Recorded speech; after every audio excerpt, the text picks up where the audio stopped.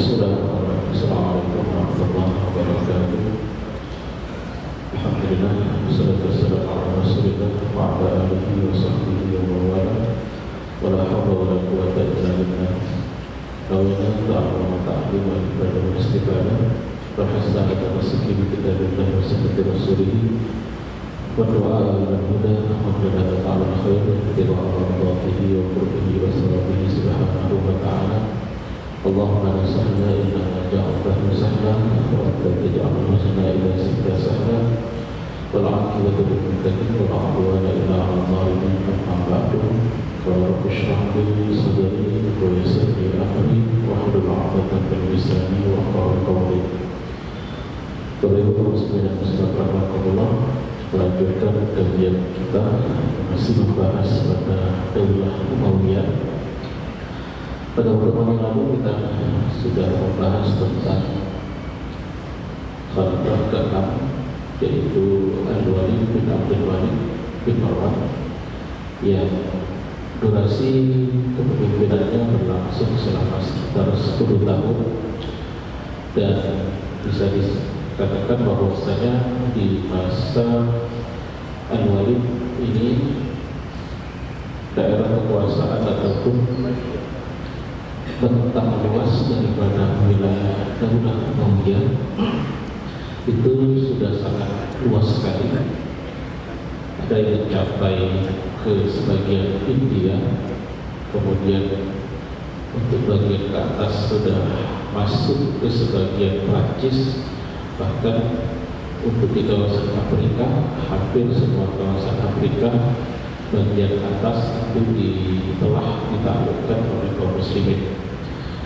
Sehingga kawasan-kawasan yang luas ini membuat Al-Walid dan juga desakan dari beberapa pembantunya agar suksesor setelah Al-Walid seharusnya tidak diserahkan kepada Sulaiman bin Abdul Malik, tapi disarankan untuk diserahkan kepada anaknya Al-Walid. Nah, kita tahu bahwasanya pada saat itu Al-Walid termakan rujukan tersebut dari pihak orang-orang yang dekat dengan beliau, sehingga meminta kepada Sulaiman, saudara kandungnya Sulaiman bin Abdul Malik, untuk menyerahkan wewenang ataupun jabatan sebagai putra mahkota dan diserahkan kepada anaknya Al-Walid. Tapi Al-Walid menolak dan tetap berpegang kepada wasiat yang diberikan oleh ayah mereka, Abdul Malik bin Marwan, yang mana Abdul Malik bin Marwan ini sudah memperkirakan bahwasanya kalau tidak diberikan satu anjuran ataupun satu aturan untuk suksesor pasca Abdul Malik, dikhawatirkan akan terjadi perebutan kekuasaan. Oleh karena itu, sebelum wafat Abdul Malik bin Marwan memang sudah menyusul bahwasanya suksesor khalifah setelah beliau adalah anaknya Al-Walid. Kemudian setelah Al-Walid wafat, maka itu akan diserahkan kepada Sulaiman bin Abdul Malik bin Marwan. Dan ini sudah dipegang teguh oleh Sulaiman bin Abdul Malik bin Marwan, sehingga upaya untuk memaksa diri beliau menyerahkan jabatan tersebut ditolak, dan ini membuat sebagian daripada pihak tidak menyukai daripada Sulaiman bin Abdul Malik ini. Yang mana pada saat itu Sulaiman bin Abdul Malik ini posisinya diletakkan sebagai gubernur Palestina. Lalu ada usulan yang mengatakan kepada Al-Walid, undang saja Sulaiman ini datang ke istana, nanti di sana diupayakan bagaimana suka tidak suka Sulaiman harus menyerahkan jabatannya sebagai putra mahkota dan diserahkan secara resmi kepada anaknya daripada Al-Walid. Nah, siapa orang yang paling bersikeras untuk menuntut agar hal ini terjadi? Ternyata di belakangnya ada sosok Hajjaj bin Yusuf. Hajjaj bin Yusuf ini bisa dikatakan posisinya sangat super power. Dia memiliki jabatan yang cukup banyak, bahkan hampir setara wakil khalifah. Dia seorang gubernur Irak. Kemudian dia juga panglima perang. Bahkan di beberapa kebijakan dia bisa mengambil keputusan tanpa harus menunggu instruksi dari khalifah. Dan memang Hajjaj ini orangnya bukan sedikit, memang militeristik. Jadi sangat keras sekali dalam pendekatannya. Tidak heran kalau ketika ia melakukan pendekatan terhadap penduduk Makkah yang menolak untuk pembayaran Abdul Malik bin Marwan sebelumnya, ia berani untuk mengambil keputusan mengepung, menyerang kota Makkah, bahkan meskipun itu di bulan haram, bahkan pada saat itu sedang pelaksanaan haji. Nah, inilah karakteristik daripada Al-Hajjaj bin Yusuf. Lalu ada masalah apa Hajjaj bin Yusuf dengan Sulaiman bin Abdul Malik bin Marwan sehingga Hajjaj bin Yusuf merasa perlu untuk melengsarkan posisi Sulaiman ini sehingga tidak menjadi khalifah? Ada beberapa faktor yang perlu dicatat mengapa terjadi pertentangan yang cukup kuat antara Hajjaj bin Yusuf dengan Sulaiman bin Abdul Malik. Yang pertama adalah dari segi kedekatan. Kita tahu bahwasanya Hajjaj bin Yusuf ini bisa dibilang naik daunnya di masa Abdul Malik bin Marwan. Kemudian setelah itu dia mendapatkan kekuasaan yang sangat luas di masa Al-Walid bin Abdul Malik bin Marwan. Beliau ini punya kekuasaan yang absolut. Orang-orang mikir kalau harus berhadapan dengan Hajjaj ini, karena dia pegang kekuasaan di militer, dia pegang dana, dia juga pegang kekuasaan. Semua ada di tangan dia. Sehingga ketika berhadapan dengan mereka yang lebih lembut, Al-Hajjaj ini menganggap itu suatu hal yang bertentangan dengan apa yang dia yakini. Nah, masalahnya Sulaiman bin Abdul Malik bin Marwan ini memiliki sifat yang berbeda dengan yang dimiliki oleh Al-Walid.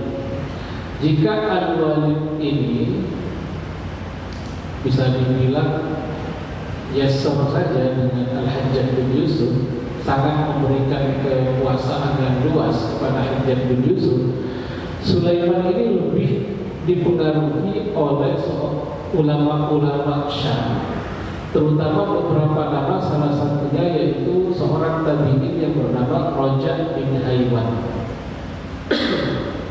Raja' bin Haywan. Nah, Raja' bin Haywan ini sebenarnya bukan nama baru. Ia bukan tipikal ulama yang menentang kekuasaan, artinya menjadi oposisi, tidak.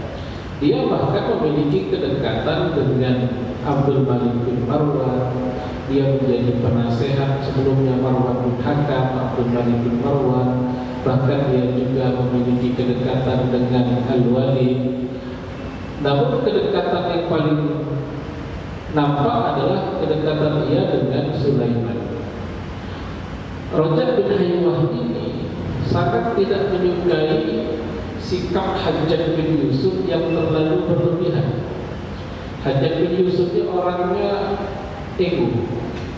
Kalau ada yang lebih dibanding dia atau dianggap membahayakan kedudukan dia, ia bisa menghalalkan segala cara agar orang tersebut disingkirkan. Salah satu contoh kasus adalah pada saat ia menyingkirkan salah seorang daripada panglima perang kawasan Irak, yang mana panglima perang ini sebenarnya tidak memiliki kesalahan apa-apa, hanya saja namanya terlalu moncer, terlalu dianggap bintang yang akan bersinar, ditambah lagi orang ini memiliki background daripada keluarga yang juga terkenal.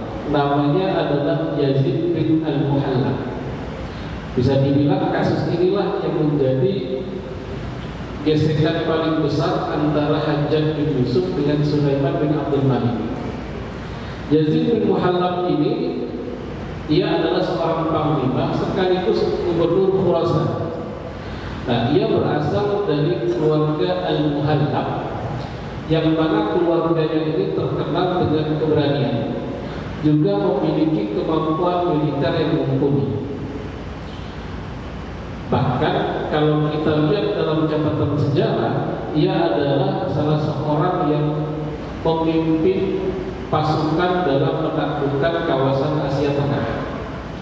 Nah, masalahnya kepopuleran Yazid ini, Yazid bin Muhallab ini, membuat Hajjaj bin Yusuf was-was. Ia merasa ini saingan. Maka kemudian Hajjaj bin Yusuf, kita katakan tadi, ia menghalalkan segala cara untuk menjatuhkan saingannya, menuduh Yazid bin Muhallab ini pertama menyembunyikan harta-harta perang, kemudian tidak menyetorkan pemasukan kepada pusat, kemudian tuduhan yang paling kejam adalah ia dianggap membangun basis kekuatan pribadi yang zaman itu dianggap sebagai satu hal yang sangat sensitif.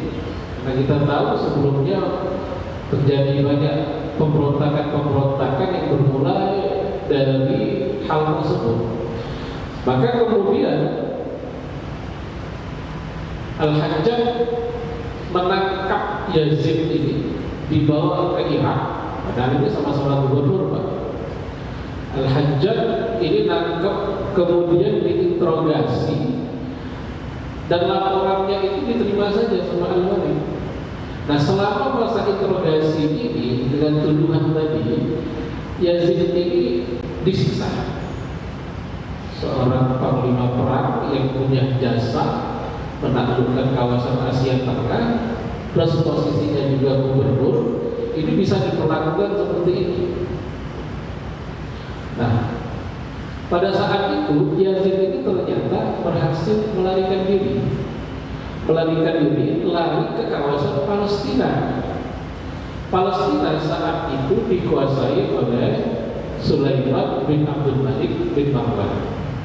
Sulaiman bin Abdul Malik bin Marwan ini, ya tadi, saudara daripada Al-Walid Khalifah yang posisinya adalah putra mahkota. Maka saat itu Sulaiman melihat Yazid kok diperlakukan dengan tidak wajar seperti itu, maka kemudian mengambil keputusan untuk melindungi Yazid bin Al-Muhallab ini. Yang pertama adalah faktor, ya, karena kemanusiaan juga. Yang kedua, ada posisi Yazid, tadi kita sampaikan Yazid bin Muhallab ini termasuk orang yang dihormati di kawasan Irak, sehingga dengan perlindungan yang diberikan oleh Sulaiman ini, para pendukung Yazid akan memberikan dukungan kepada Sulaiman. Nah, begitu juga faktor kebenaran, karena yang dilakukan oleh Hajjaj bin Yusuf ini pada dasarnya adalah satu hal yang tidak diperkenankan, karena dia menjatuhkan seseorang dengan tuduhan-tuduhan yang belum terbukti kebenarannya. Hajjaj tidak tinggal diam, ia lalu mengajukan hal tersebut kepada Al-Walid, bahkan meminta Sulaiman yang notabene-nya adalah seorang putra mahkota itu dipecat. Jadi ia minta kepada Al-Walid agar Sulaiman ini membahayakan kedudukan negara. Ini pengaduannya seperti itu, sehingga ia meminta kepada Al-Walid agar Sulaiman ini dipecat. Bayangkan Pak, saudaranya Khalifah yang diperlakukannya seperti itu. Maka pada saat itu Sulaiman maju dan menjadi tameng perlindungan terhadap Yazid bin Muhammad ini. Nah, ini gesekan yang paling keras antara Al-Hajjaj dengan Sulaiman. Dan inilah yang kemudian membuat Hajjaj bin Yusuf sangat keras sekali menentang posisi Sulaiman bin Abdul Malik sebagai putra mahkota. Setelah itu ia mulai kampanye, banyak mengirimkan surat-surat yang ditujukan kepada para pejabat-pejabat yang berada di berbagai daerah untuk mendorong mereka meminta kepada Khalifah menjatuhkan Sulaiman dan menggantinya dengan anak daripada Al-Walid. Jadi ada manuver-manuver yang dilakukan oleh Hajjaj bin Yusuf terhadap Sulaiman bin Abdul Malik bin Marwan. Nah, yang menguatkan yang ini adalah, yang menguatkan daripada Sulaiman tadi adalah ulama Raja bin Haywah tadi, yang memang pada dasarnya sebagai sama-sama orang yang dekat dengan istana. Ini Raja bin Haywah ini menganggap apa yang dilakukan oleh Hajjaj bin Yusuf itu sudah melampaui batas, karena dia gampang sekali membunuh orang, gampang sekali menjatuhkan orang, gampang sekali berlebihan. Intinya berlebihan apa yang dilakukan oleh Hajjaj bin Yusuf. Sampai kemudian kita tahu 1 tahun sebelum wafatnya Al-Walid, Hajjaj bin Yusuf ini meninggal dengan kisah yang sudah kita sampaikan kemarin, yaitu didoakan oleh salah seorang korban beliau agar dijadikan pembunuhan terhadap diri beliau sebagai pembunuhan terakhir daripada Hajjaj bin Yusuf. Hajjaj bin Yusuf ini meninggal. Nah, dengan meninggalnya Hajjaj bin Yusuf, tekanan terhadap Sulaiman ini agak berkurang. Karena sebelumnya bisa dibilang sebenarnya Hajjaj bin Yusuflah orang yang paling getol untuk mengganti daripada Sulaiman bin Abdul Malik. Sampai kemudian ketika Abdul Malik bin Al-Walid ini meninggal, belum sempat terjadi suksesi pergantian putra mahkota, sehingga naiklah yaitu Sulaiman bin Abdul Malik bin Marwan. Nah, tentunya ada perbedaan antara gaya kepemimpinan daripada Al-Walid dengan Sulaiman. Yang pertama adalah tadi kemarin kita sampaikan, Al-Walid ini terlalu Hajjaj sentral. Jadi dikit-dikit Hajjaj bin Yusuf, dikit-dikit keputusan Hajjaj bin Yusuf. Di zaman Sulaiman bin Abdul Malik, banyak sekali pejabat-pejabat yang dulu loyal dengan Hajjaj bin Yusuf itu dicopot. Jadi dijauhkan dari kekuasaan dan dianggap mereka ini adalah sosok-sosok yang berbahaya. Kemudian kebijakan yang paling nampak setelah itu adalah para musuh politik yang dulu ditangkap dan dipenjarakan oleh Hajjaj bin Yusuf itu semua dilepas. Jadi Hajjaj bin Yusuf ini bukan cuma membunuh, menangkap, semua dilakukan oleh dirinya untuk menghadapi musuh-musuhnya. Nah, mereka yang terpenjara karena berlawanan politik dengan Hajjaj bin Yusuf semuanya dilepas. Semuanya diberikan ampunan dan direhabilitasi nama baik mereka. Di zaman Hajjaj bin Yusuf juga terjadi tekanan terhadap penduduk Irak. Maka di zaman daripada Sulaiman bin Abdul Malik, tekanan tersebut dilonggarkan atau dilepaskan, tidak lagi penduduk Irak itu dijadikan sebagai musuh daripada kekuasaan atau musuh daripada kerajaan. Dan yang paling nampak dan paling bisa dibilang yang paling berpengaruh dari kebijakan daripada Sulaiman bin Abdul Malik bin Marwan adalah suksesor setelah wafatnya dia. Sulaiman ini sangat dekat dengan ulama, sering mendengarkan nasihat para ulama. Bahkan di akhir hidupnya ia hanya menjabat sekitar 3-4 tahun. Pada saat beliau mulai merasa sakit, ia meminta gurunya Rojak bin Haywah tadi datang dan membicarakan tentang siapa yang akan menggantikan diri beliau sebagai khalifah. Nah, yang menarik, sebenarnya usianya pada saat ia sakit itu masih muda, sekitar 45 tahun. Maka Rojak bin Haywah bertanya kepada Sulaiman, "Wahai Sulaiman, apakah engkau ingin meninggalkan nama baik di hadapan kerabatmu atau di hadapan Allah?" Jadi ada opsi diberikan oleh Rojak bin Haywah ini. Maka pada saat itu Sulaiman bin Abdul Malik mengatakan, "Wahai guru, tentu yang kami harapkan adalah pandangan baik dari Allah." Maka kata Rojak bin Haywah, "Maka pilihlah mereka yang paling takut kepada Allah. Pilihlah mereka yang paling memperhatikan rakyatnya, yang tidak tergoda dengan kekuasaan." Maka saat itu mereka menyepakati satu nama dari sekian banyak keluarga Umayyah yang memenuhi kriteria tersebut. Hanya muncul satu nama, yaitu Umar bin Abdul Aziz. Mengapa bukan anaknya yang dipilih? Ya karena Sulaiman ini sudah merasakan bagaimana ketika ia dihalang-halangi untuk menjadi khalifah, bahkan sampai terjadi gesekan-gesekan yang keras.